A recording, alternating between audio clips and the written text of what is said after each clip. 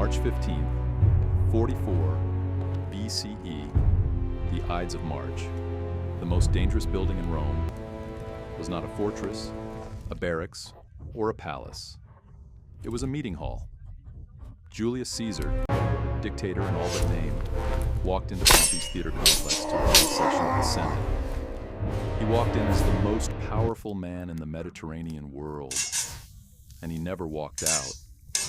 There were no foreign invaders, no barbarian raid, no heroic last stand on a battlefield. There were only Roman senators, men in clean togas, men with polished rings, men who had smiled at Caesar the day before, closing around him like a net, 23 stabs. Some strikes landed clean, some missed. In the frenzy, blades slid off bone, glanced off ribs, and even cut fellow conspirators by accident. But the end was the same. Caesar collapsed near a monument linked to Pompey, the old rival he had defeated in civil war, dying at the feet of the past. Then the killers did something that would define their downfall. They raised their daggers and announced that Rome was free again. They believed this would be the turning point, the moment the city would erupt in applause, the moment the Republic would reset like machine turned off and back on. But a revolution needs more than a speech. It needs a crowd that wants it. And when the assassins stepped outside expecting celebration, they didn't meet cheers. They met silence, not outrage, not immediate vengeance, something colder, indifference. The people stared like strangers watching other strangers argue over a problem that wasn't theirs. Because most Romans didn't live in the Senate's world of tradition and constitutional purity. The common citizen didn't wake up worrying about balances of power. They worried about bread. They worried about rent. They worried about tomorrow. And Caesar, whatever else he was, had given them things they could touch: grain distributions, debt relief, land settlements, spectacle, jobs, momentum. So when Caesar died on that marble floor, it didn't feel like liberation. It felt like someone had just murdered the only man in power who had remembered the poor existed. And then the will was read, and Rome caught fire. Because Caesar, from his private fortune, left money to the citizens, real cash, and opened his gardens along the Tiber to the public, permanently. The city snapped, grief became rage became movement, and movement became a mob that could burn Rome down simply because it wanted someone, anyone, to pay. The conspirators had misjudged many things, but their greatest mistake wasn't the crowd. It was the name Caesar left behind. A sickly, unimpressive young heir, barely 18 years old, Gaius Octavius, soon to become Gaius Julius Caesar by adoption. The conspirators dismissed him. They mocked him. They assumed he would be swallowed by Rome's wolves. They were wrong in the most catastrophic way possible. Because that pale teenager would spend the next years turning Caesar's murder into a ledger. And on that ledger were names. And one by one, those names disappeared. This is not just the story of Caesar's assassination. This is the story of what happened to the senators who stabbed him, how they ran, how they fought, how they begged, how they broke, and how almost none of them escaped the long shadow of Caesar's adopted son. Before we begin, drop a comment telling me where you're watching from. And if you haven't subscribed yet, this is Deadliest Empires, history written in steel. Inside the Senate chamber, Caesar's blood pooled across stone. His toga, symbol of authority, was torn, heavy, soaked through. For a moment after he fell, the room didn't roar. It didn't explode into triumph. It froze. Then panic hit like lightning. Senators who had no part in the conspiracy scrambled out of their seats. Some tripped over benches. Some crawled on the floor, desperate to put distance between themselves and what had just happened. The conspirators, now holding weapons in plain sight, tried to control the chaos. "Stay calm!" they shouted. "This isn't murder," they insisted. "This is salvation." Marcus Junius Brutus, destined to become history's most famous traitor, found his voice after the blood was already spilled. Cassius, the colder strategist who helped engineer the plot, urged the men to stand tall and show their faces. They had rehearsed the killing like a ritual. Who would distract Caesar? Who would grab him? Where each blade would come from? But they had rehearsed nothing beyond the moment he stopped breathing. Their plan ended at the corpse. Outside the chamber, the city did not respond like a crowd freed from tyranny. It responded like a crowd processing shock. Brutus tried to explain. He believed words could still steer history, that logic could persuade Rome the way it persuaded senators. But the people didn't live in logic. They lived in memory. They remembered Caesar as a man who marched, won, pardoned, gave. The Republic was an idea. Caesar was a person. And that difference between abstraction and reality was the first crack in the assassin's future. Into that crack stepped Mark Antony, and the crack became a fracture. Antony moved fast, because Antony understood crowds. Where Brutus trusted reason, Antony trusted emotion, especially mass emotion. The conspirators tried to force calm. They pushed for amnesty, for compromise, for a smooth transition, and for a moment, it almost worked. Then the funeral arrived. The forum filled beyond capacity. People crammed between buildings. Women held children high, just to see. Caesar's body became the center of Rome's gravity. Brutus spoke first, careful, measured, intellectual. He explained that Caesar had become too powerful, that Rome couldn't survive one-man rule. The crowd listened. But listening isn't believing. Then Antony stepped up. He didn't attack Brutus directly at first. He called the conspirators honorable men, again and again, until the phrase began to rot in the air. He didn't argue politics. He showed wounds. He lifted Caesar's ripped toga so the crowd could see the holes. And then, like a man who knew exactly how to turn sorrow into violence, he presented a wax image of Caesar's body, displaying each injury in brutal detail. The crowd broke. Gasps became sobs. Sobs became screams. Then Antony read the will. Money for citizens. Gardens for the people. A final act of generosity from a dead man. In that moment, the contrast became unbearable. Caesar gave them gifts. The senators who killed him gave them speeches. The forum turned into a furnace. The planned cremation procession collapsed under the pressure of emotion. The crowd seized the body, ripped apart stalls and benches for fuel, and built a pyre right there in the heart of Rome's political center. As the flames rose, so did the violence. Homes of suspected conspirators were attacked. Rumors became death sentences. And in the chaos, one innocent man, Helvius Cinna, a poet, was torn apart simply because his name matched that of a conspirator. Rome had crossed a line, not into freedom, into vengeance. The conspirators finally understood. Staying in the capital meant dying in it. So they scattered, and the hunt began. Far from Rome, across the Adriatic, an 18-year-old recovered from illness in military training camps. He had not been the obvious successor to Caesar. He had not proven himself in war. But Caesar's will named him heir and adopted son. The boy returned to Italy and accepted the adoption publicly. From that point forward, he wanted Rome to hear one thing when he spoke: Caesar. Mark Antony assumed the young heir would be a decoration, useful for rallies, harmless in politics. So Antony withheld Caesar's funds and treated Octavian like a child begging at a table he didn't own. Octavian didn't explode. He didn't demand. He built, quietly. He sold property. He borrowed. He scraped together money from anyone willing to bet on Caesar's name. Then he did something that stunned the city. He personally paid the gifts Caesar promised in his will. Not Antony, not the Senate, the teenager.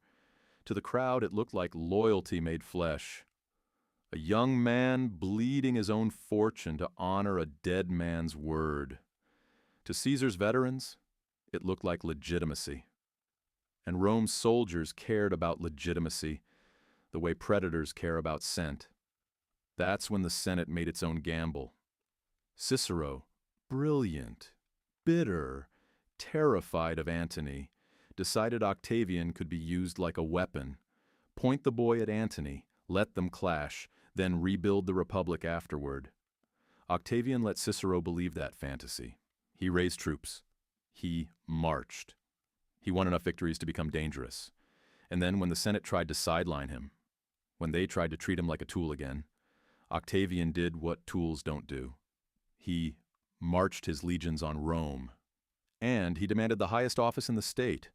At 19, with soldiers outside the city, Octavian became consul. Not because Rome loved him, because Rome feared him. And now the men who stabbed Caesar had a new problem. The heir wasn't fading away. He was learning how to become inevitable. Antony, Octavian, and Lepidus faced a choice: fight each other, and give Brutus and Cassius time to build power in the east, or unite long enough to crush Caesar's killers first. They chose unity. Near Bononia, modern Bologna, the three met and forged something Rome had never seen in legal form: the Second Triumvirate, a state-sanctioned three-man dictatorship. And to fund war, they chose terror. They issued proscriptions, official death lists posted publicly. If your name was on the board, anyone could kill you for a reward. Your property was confiscated. Your family couldn't inherit. Rome became a marketplace of betrayal. Slaves turned in masters. Neighbors turned in neighbors. Sons turned in fathers. Severed heads were delivered like receipts. The most famous victim was Cicero, once the voice of the Republic, now reduced to a warning nailed to the rostra. The message to Rome was clear. Debate is over. Power belongs to soldiers and signatures. And while Italy drowned in fear, Brutus and Cassius gathered their forces across the sea. They minted coins with daggers and a liberty cap, Eid Mar, declaring the assassination not a crime, but a cause. Now the story turns to the battlefield where the conspiracy finally bled out. Philippi. Brutus and Cassius commanded immense forces, dozens of legions, wealth from the east, strong positions. Cassius was the sharper military mind, patient, defensive, aware that time could kill as effectively as steel. Brutus was different, philosophical, proud, convinced that the moral narrative mattered as much as strategy, and that division poisoned their decisions. In October 42 BCE, the armies collided near Philippi in Macedonia. The battlefield was chaotic. Marshland, ridges, fog, dust, broken visibility. Coordination collapsed into separate fights. Brutus's wing smashed into Octavian's camp and overran it. Octavian himself narrowly survived. Some accounts say he was ill and moved. Others say he hid in the wetlands while his headquarters burned. But on the opposite side of the field, Antony broke Cassius's defenses and seized Cassius's camp. Dust and smoke turned truth into illusion. Cassius, seeing fragments of disaster, made a fatal assumption that his allies had been defeated. He asked his servant to help him die. And so Cassius, one of the main architects of Caesar's murder, ended his life by his own blade, convinced everything was lost. Minutes later, the truth emerged. Brutus had won his sector. Cassius had died not because he was beaten, but because the battlefield lied to him. Weeks later came the second clash. By then, the assassins' advantages were eroding, supplies weakening, morale fraying, leadership reduced to Brutus alone. Brutus chose battle again, and this time Antony and Octavian crushed him. Brutus escaped with a handful of loyal men. On a hillside, seeing the collapse of everything he had tried to protect, Brutus chose death. He didn't die in triumph. He died in realization. Whatever he believed he saved was already gone. Antony, oddly, treated Brutus's body with respect and ordered an honorable burial, part genuine recognition, part political theater. But with Brutus and Cassius dead, the organized cause of the assassins died with them. And now, we reach the heart of today's question. What happened to the other senators who stabbed Caesar? Because Philippi didn't kill them all. The rest were hunted down, some quickly, some slowly, some in humiliating ways that made a mockery of their liberation. What happened to the senators who stabbed Caesar? 1. Marcus Junius Brutus was the symbolic face of the conspiracy, the man history remembers as the betrayal made human. After fleeing Rome, raising armies, and losing at Philippi, Brutus died by suicide in 42 BCE. His republic did not return, and the men he killed to prevent monarchy would soon be worshipped as divine. 2. Gaius Cassius Longinus Cassius was the planner, hard-eyed, strategic, ruthless. At Philippi, he misread the battlefield and took his own life in 42 BCE. His death was not a heroic last stand. It was a decision made in dust, distance, and panic. 3. Decimus Junius Brutus Albinus. Decimus was one of the most personally damning conspirators because he wasn't just a senator. He had been close to Caesar, trusted, promoted, forgiven. And on the Ides of March, Decimus played a key role in getting Caesar to the Senate despite warnings. Afterward, he tried to hold power in northern Italy, but the political tide turned against him. He fled. He was captured by local forces, and on Antony's orders, Decimus was executed, dying far from Rome, with no triumphant audience, no republic restored, and no honor waiting for him. 4. Gaius Trebonius. Trebonius helped ensure the assassination could happen by keeping Mark Antony away from Caesar during the attack, buying the conspirators the seconds they needed. His reward was brutal. Trebonius was seized later in Asia by forces loyal to Dolabella. He was tortured and killed, his death reportedly treated like sport by soldiers who had no interest in senatorial ideals. A former consul reduced to a public object. 5. Publius Servilius Casca, often called Casca Longus. Casca is often named as the man who struck the first blow, the point where conspiracy became irreversible action. After Philippi, sources indicate Casca did not live long. Rather than risk capture, he reportedly took his own life, because by that stage, trial was not part of Rome's vocabulary. 6. Lucius Tillius Cimber is remembered for physically grabbing Caesar's toga, pinning him, setting the mechanics of murder in motion. After the assassination, Cimber fled and aligned with the Liberators' war effort. He disappears into the collapse that followed Philippi, one of many whose end is recorded less as a dramatic scene and more as a historical conclusion. Hunted, defeated, gone. 7. Other lesser-known conspirators. Ancient lists count roughly 60 men tied to the plot, but many fade into obscurity because civil war doesn't produce clean records. Some were killed during the proscriptions. Some died in battle. Some vanished into exile and were later executed. A few, briefly, were spared by shifting alliances, only to be caught later when politics turned again. What matters is the pattern. There was no courtroom ending. There was only survival or erasure. 8. Cassius Parmensis, the last known assassin. One man lasted longer than the rest. Cassius Parmensis. After Philippi, he attached himself to whoever could keep him alive. First Sextus Pompey, then later Antony. He watched Rome's wars evolve. Alliances forming, collapsing, reforming.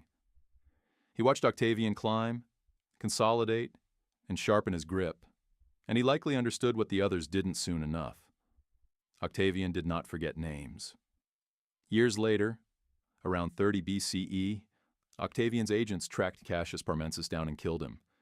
He was the last known surviving assassin of Julius Caesar, the last loose end, snipped. After Philippi, the Roman world was divided, temporarily. Antony took the east, Octavian took the west, Lepidus received Africa. It looked like partnership. It was actually a timer, counting down to one final war.